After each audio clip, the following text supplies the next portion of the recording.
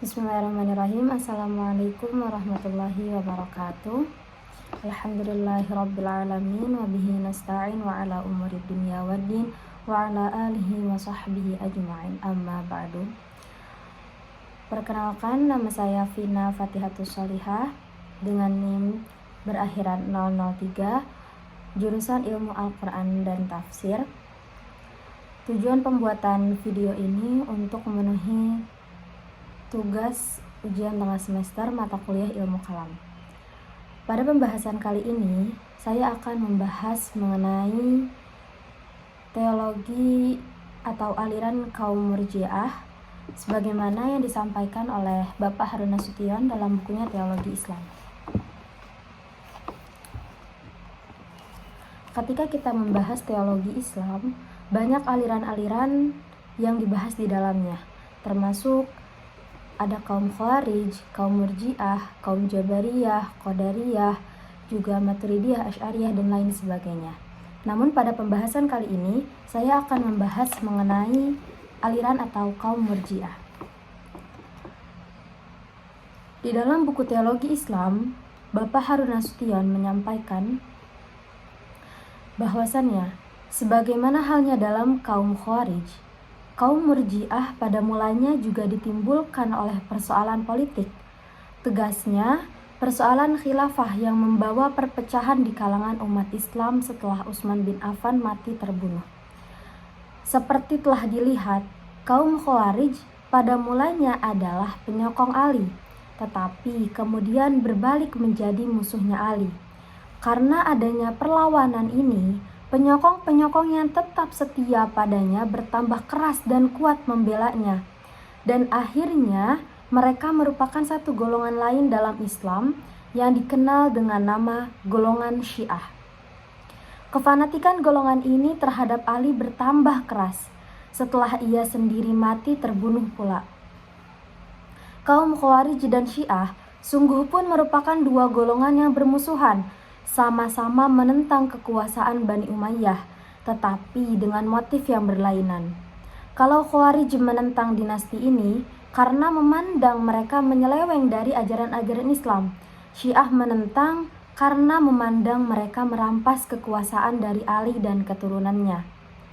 Dalam suasana pertentangan serupa inilah timbul suatu golongan baru yang ingin bersikap netral, tidak mau turut dalam praktek kafir mengkafirkan yang terjadi antara golongan yang bertentangan itu.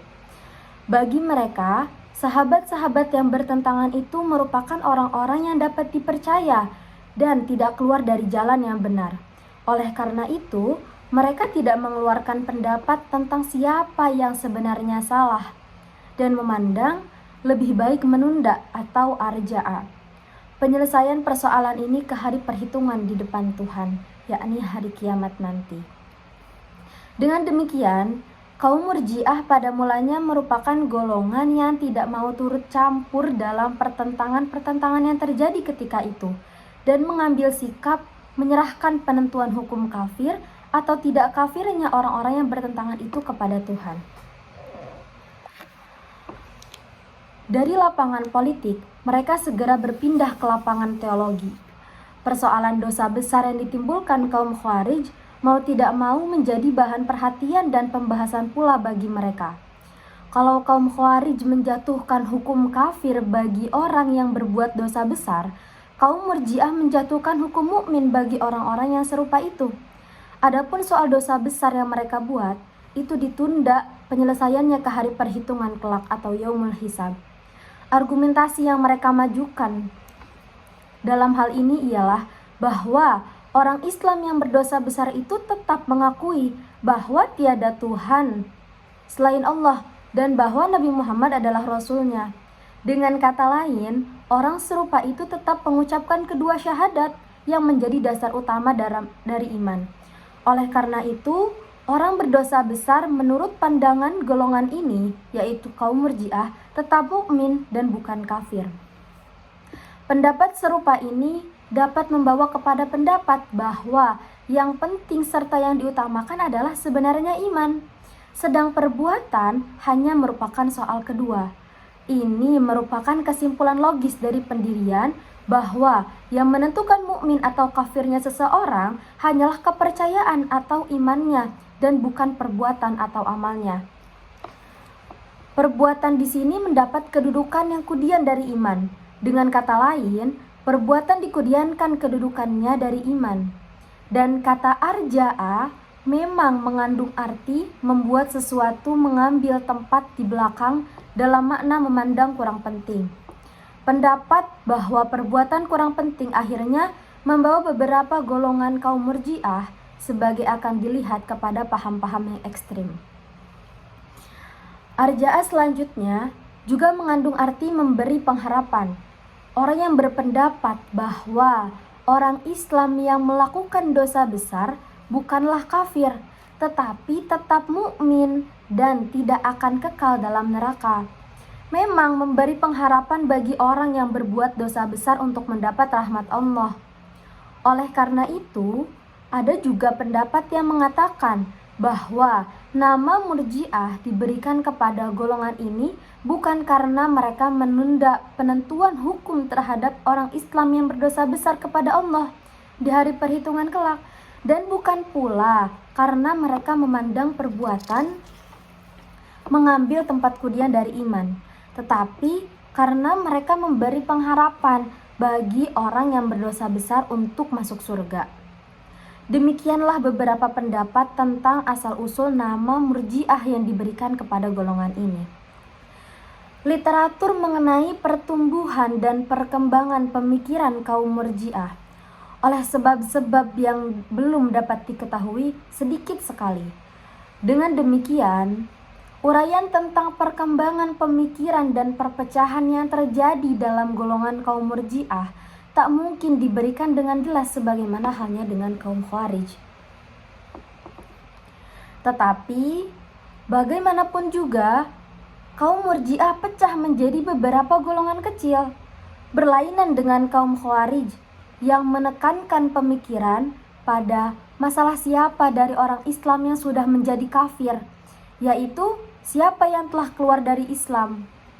Kaum murji'ah menekankan pemikiran pada hal yang sebaliknya, yaitu siapa yang masih mukmin dan tidak keluar dari Islam. Tetapi itu tidaklah berarti bahwa mereka hanya membahas soal iman. Di samping ini, mereka juga membahas soal Jabariyah atau fatalisme dan soal Qadariyah atau free will. Golongan-golongan yang timbul dari perbedaan pendapat tentang soal-soal ini tidak sebanyak golongan yang terdapat dalam aliran Khawarij. Pada umumnya, kaum murji'ah dapat dibagi ke dalam dua golongan besar, yaitu golongan moderat dan juga golongan ekstrim. Golongan moderat berpendapat bahwa orang yang berdosa besar bukanlah kafir dan tidak kekal dalam neraka, tetapi akan dihukum dalam neraka sesuai dengan besarnya dosa yang dilakukannya. Dan ada kemungkinan bahwa Tuhan akan mengampuni dosanya dan oleh karena itu tidak akan masuk neraka sama sekali. Dalam golongan murji'ah moderat ini termasuk Al-Hasan bin Muhammad bin Ali bin Abi Thalib, yaitu anaknya Ali bin Abi Thalib, Abu Hanifah, Abu Yusuf, dan beberapa ahli hadis.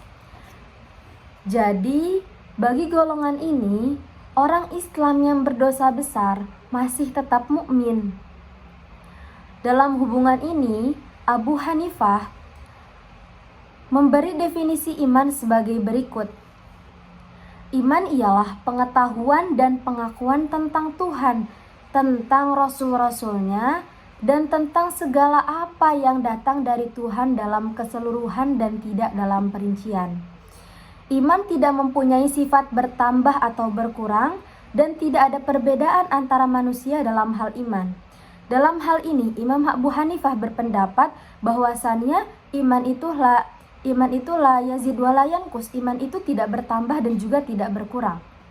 Definisi yang diberikan Abu Hanifah ini menggambarkan bahwa semua iman, atau dengan kata lain, iman semua orang Islam itu sama, Tidak ada perbedaan antara iman orang Islam yang berdosa besar atau iman orang Islam yang patuh menjalankan perintah-perintah Allah.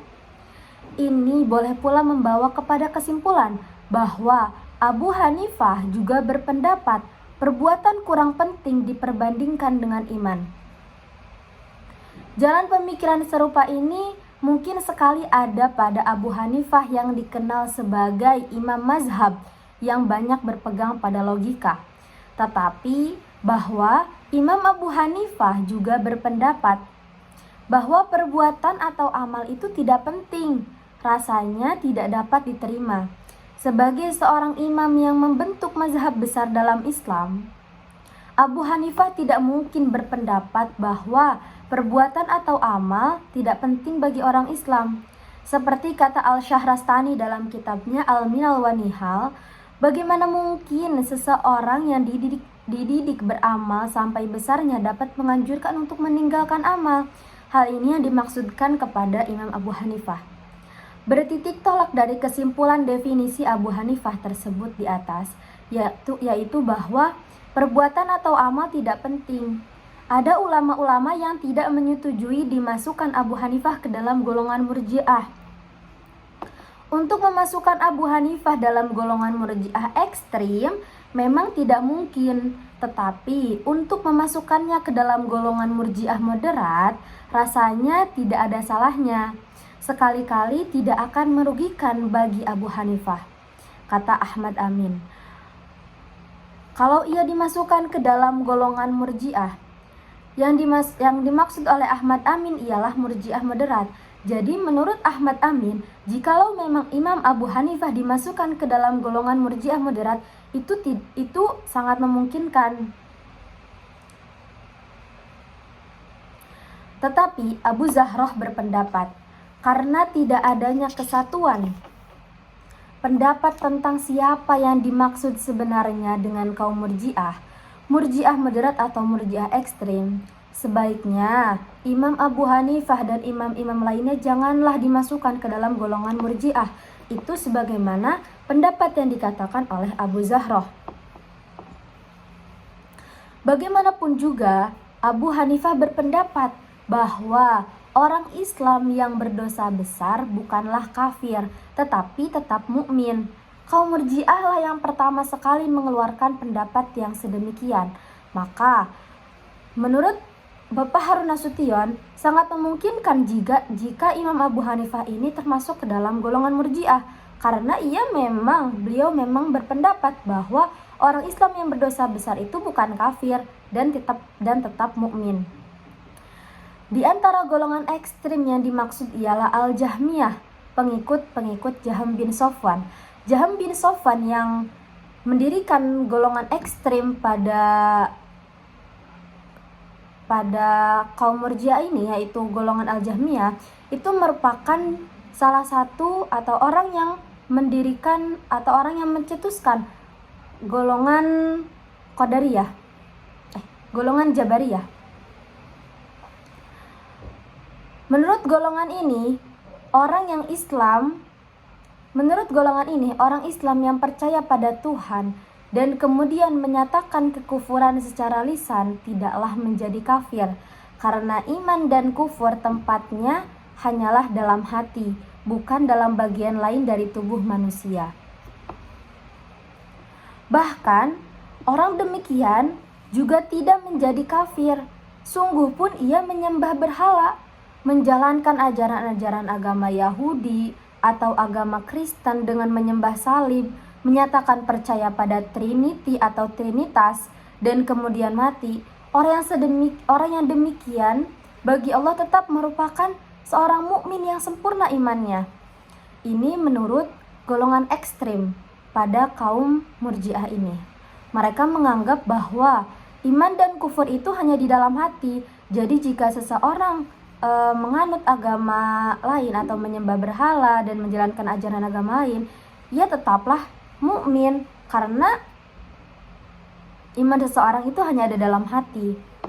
Bagi Al-Sholihiyah, pengikut Abu Al-Hasan Al-Sholihi, iman adalah mengetahui Tuhan dan kufur adalah tidak tahu pada Tuhan.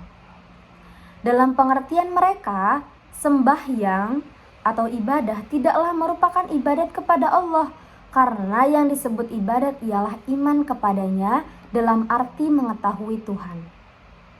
Lebih lanjut, Al-Baghdadi menerangkan bahwa dalam pendapat Al-Sholihiyah, sembahyang, zakat, puasa, dan haji hanya menggambarkan kepatuhan dan tidak merupakan ibadah kepada Allah. Yang disebut ibadah hanyalah iman. Karena dalam pengertian kaum Murji'ah yang disebut iman hanyalah mengetahui Tuhan. Golongan Al-Yunusiyah mengambil kesimpulan bahwa melakukan maksiat atau pekerjaan-pekerjaan jahat tidaklah merusak iman seseorang. Golongan Al-Ubaidiyah berpendapat demikian pula. Tegasnya, jika seseorang mati dalam iman, dosa-dosa dan perbuatan jahat yang dikerjakannya tidak akan merugikan bagi yang bersangkutan. Karena itu pula lah maka Muqatil bin Sulaiman mengatakan bahwa perbuatan jahat, baik dilakukan banyak atau sedikit, tidaklah merusak iman seseorang. Dan sebaliknya pula, perbuatan baik tidak akan mengubah kedudukan seorang musyrik atau politeis.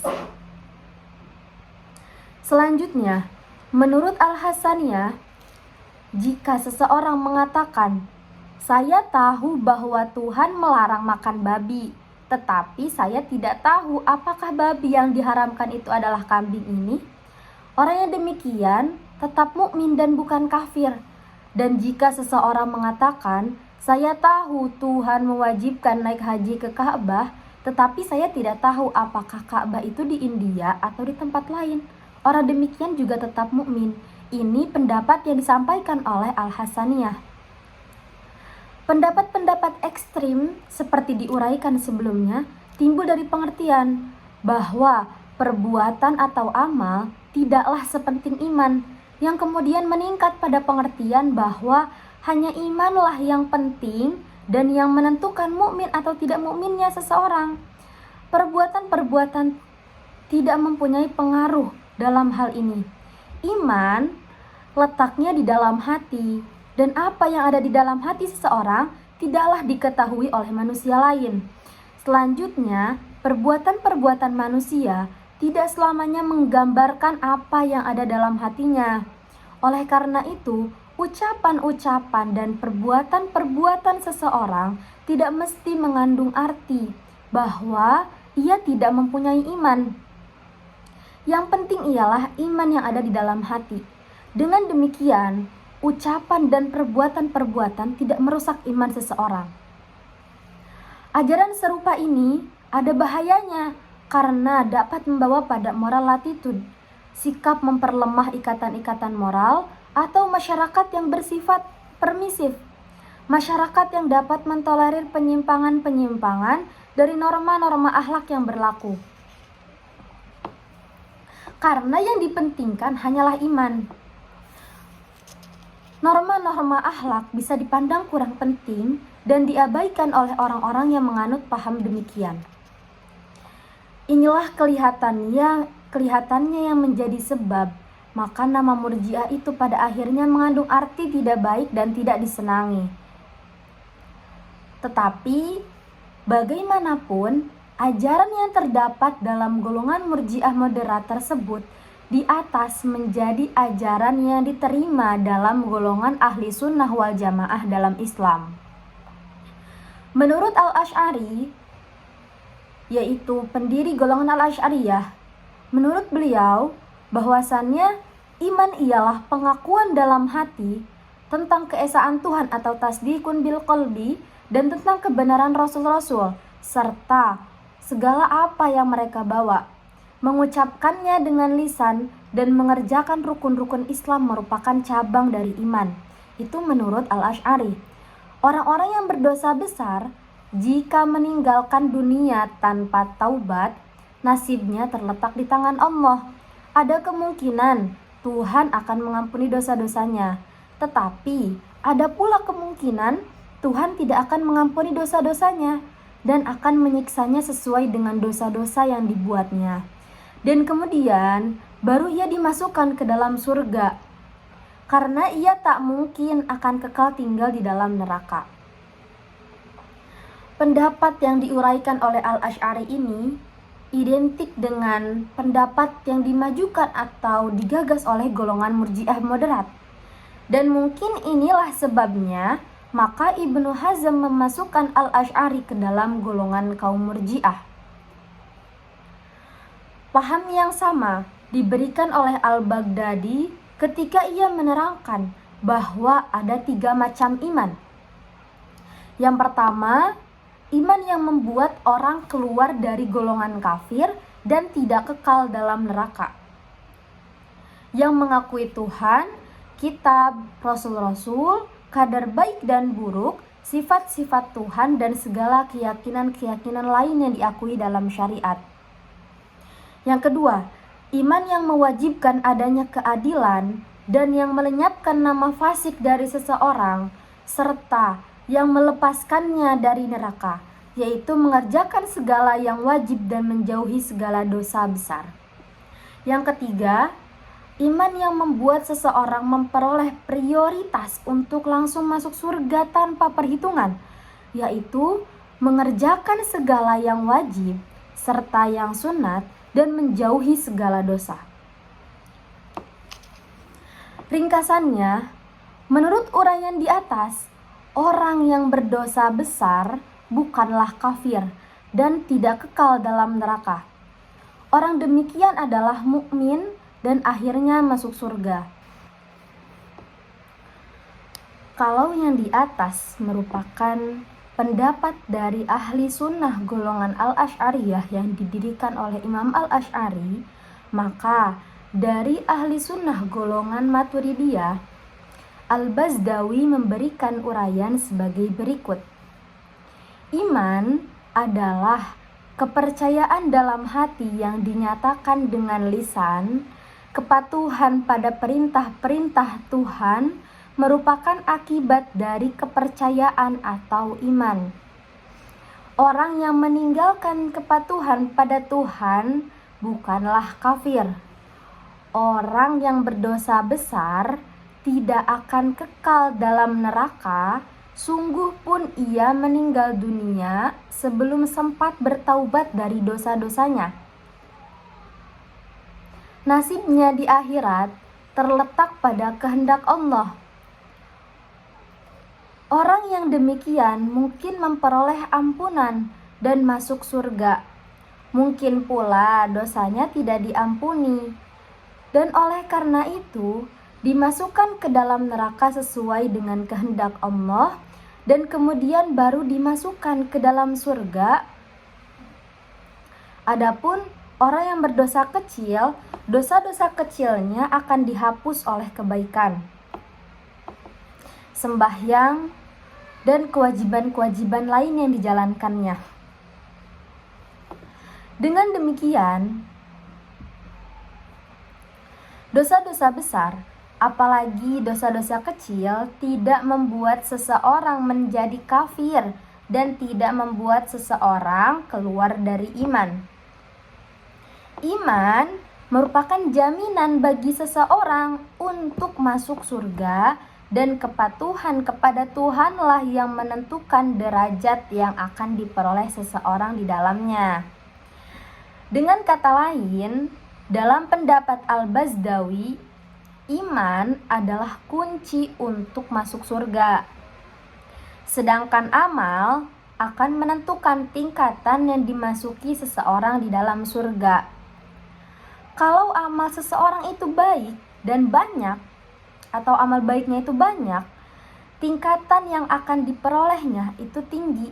Tetapi jika amal baiknya itu sedikit, derajat yang akan diperolehnya itu rendah.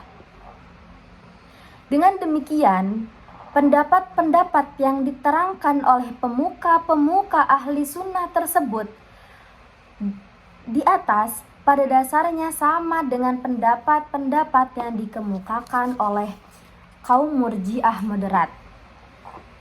Hal ini diakui oleh Al-Bazdawi ketika ia mengatakan Kaum Murji'ah pada umumnya sependapat dengan ahli sunnah wal jamaah.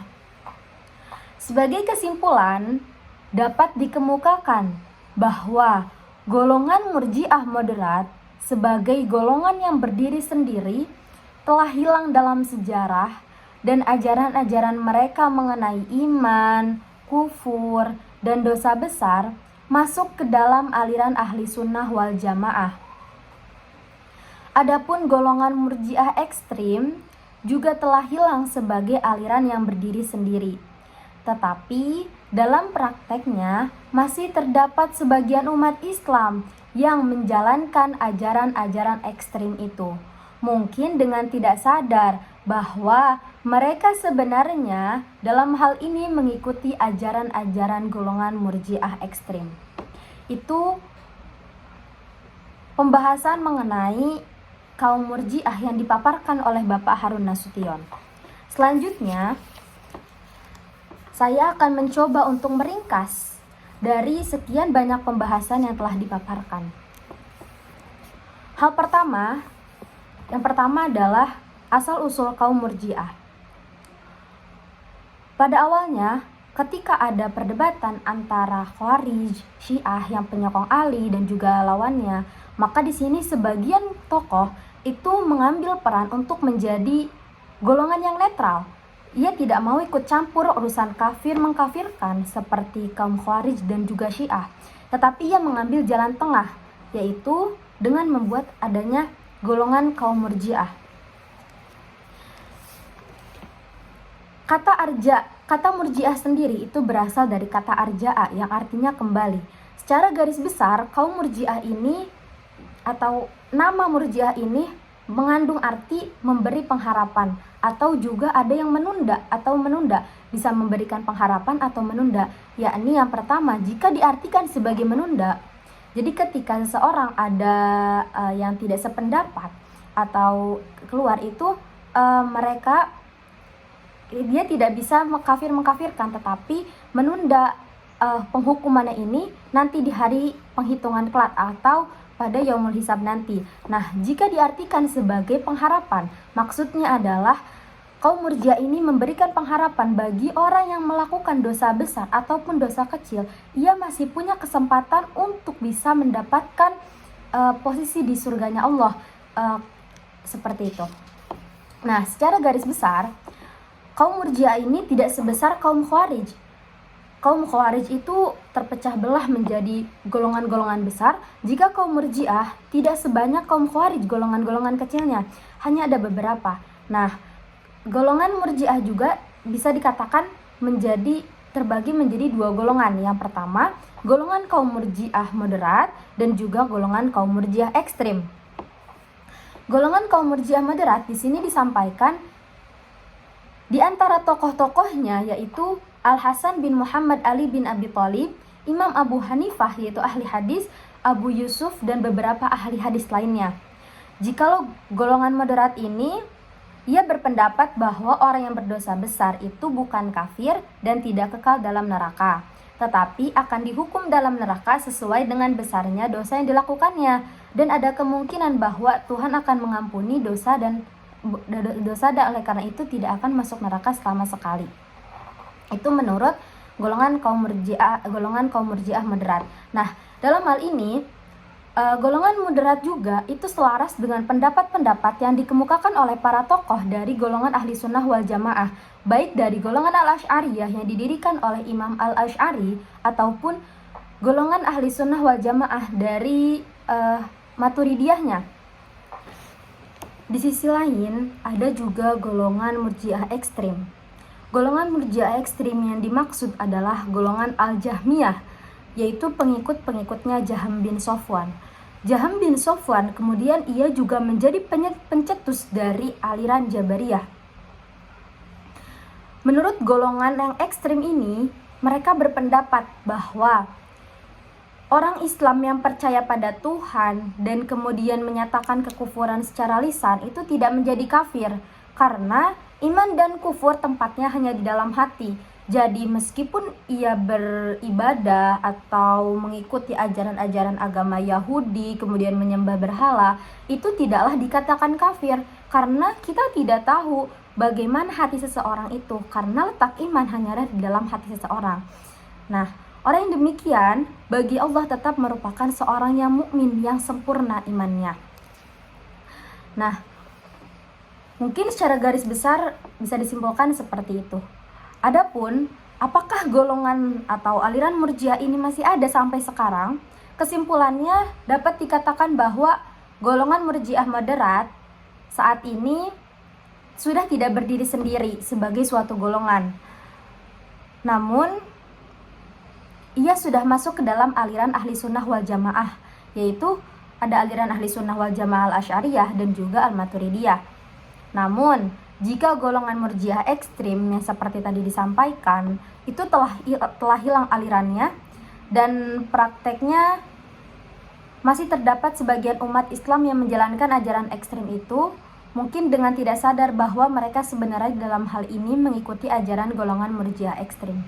Jadi sudah tidak ada kaitannya atau sudah tidak ikut ke aliran yang mana. Mungkin ada tapi hanya sebagian kecil yang menjalankan ajaran ekstrim tersebut, bahkan bisa saja tidak menyadarinya. Mungkin cukup sekian pembahasan yang bisa saya sampaikan. Kurang lebihnya mohon maaf. Terima kasih. Hasbunallah wa ni'mal wakil. Wassalamualaikum warahmatullahi wabarakatuh.